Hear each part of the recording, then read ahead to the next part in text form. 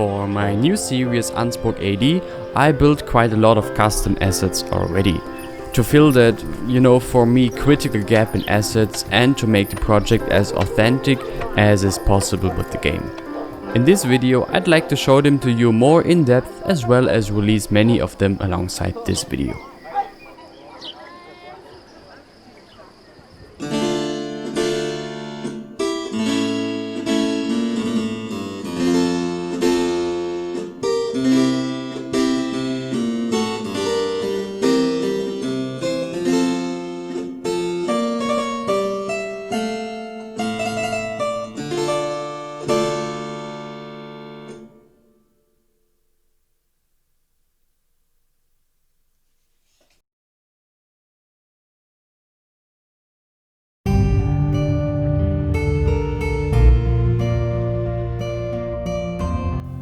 Hey guys, this is Titan.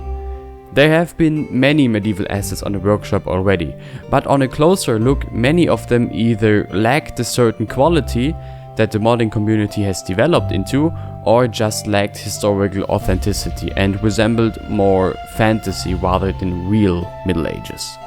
So right from the beginning I knew I had to fix that and create the assets I need specifically for this series.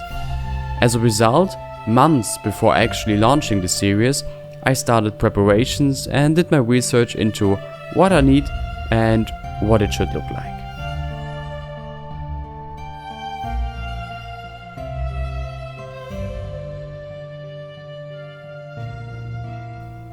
The first asset I then made was the first church building of Ansburg. A simple wooden building with a stone foundation and an apse at the back to give it a more of a church look. It is based on archaeological excavations and it might have existed like that.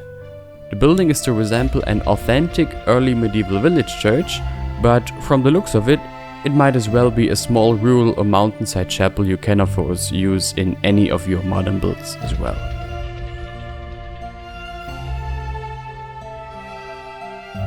The story of Ansburg starts as a small Saxon village called Ansgarthorp.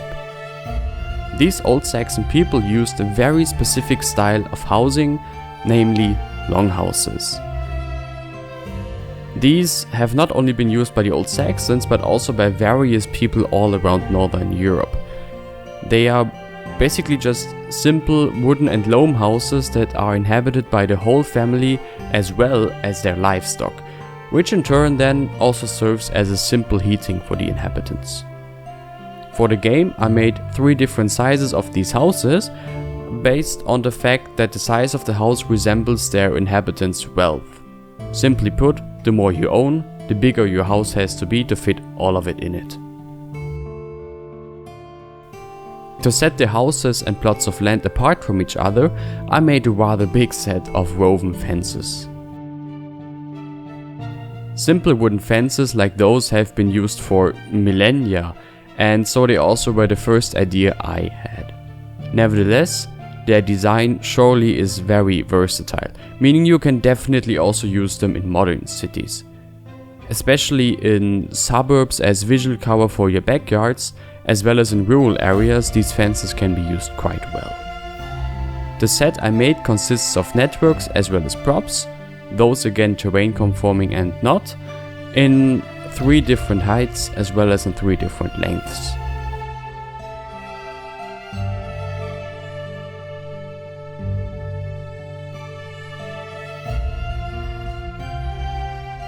Next, I made some small storage houses. Personal granaries like those have been used throughout historic periods, and so it seemed only logical to me to make those as well. They are raised a bit above the ground, connected by a steep stair, so as to avoid animals eating the provisions. For the game I made 3 different of these houses, with each of them 2 different designs, just to, give it a bit more of a variation.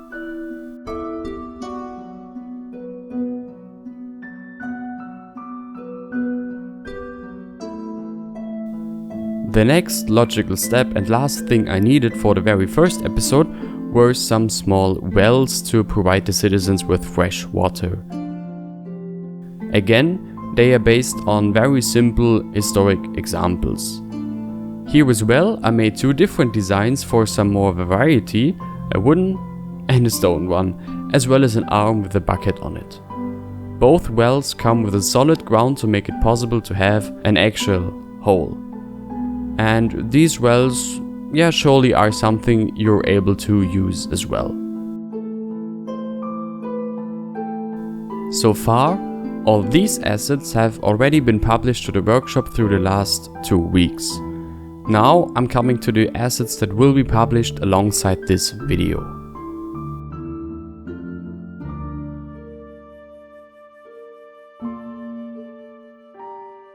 By now you know the next step in the history of the city was the construction of a small castle, later extended to a border fortress.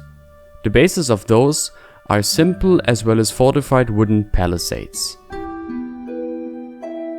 The set I made now includes 2 layers of defense.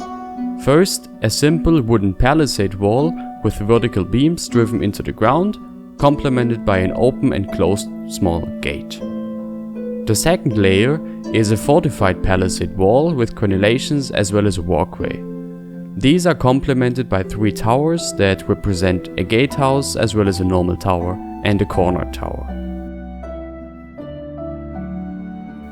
A big set that was so much fun to create as well to use, but sadly maybe of limited use for many of you.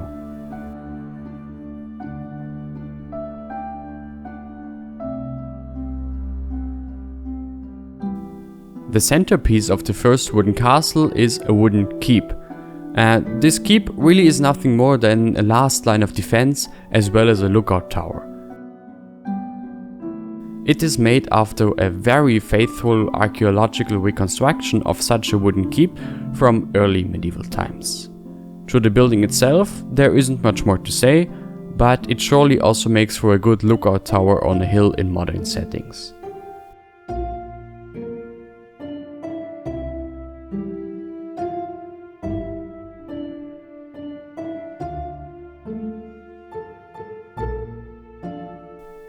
Last set of assets for today, a variety of smaller earth-fast houses. You will see those houses quite a lot in the early years of my series. These houses are very simple wooden constructions, typical for the early Middle Ages, but also much earlier historical periods. I made 3 different houses, every one of them coming in 4 different designs, with straw or a wooden roof as well as with lower and wooden walls. A 4th house is a much larger building that I also made. I intended to use as a sort of royal building, but never did. Instead, I'll be using it as a farm building. How quickly things can change, right? With at least the wood-covered houses, I think you can also use them in your cities in rural settings.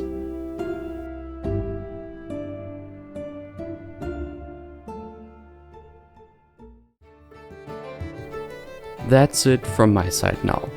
If you find a use for some of these assets as well, I'm very much looking forward to seeing your builds. I hope you like this little asset presentation in between. Next week we're going to continue with the story of the city itself. I thank you for watching this video, and did you like it? Definitely tell me in the comments, and while doing so, leave a like on the video and subscribe to my channel if you're new here. As always, a huge thanks to my patrons that so greatly helped me in working on this channel as well as on the assets. Until then, stay healthy, stay tuned, I'll see you in my next video. Bye.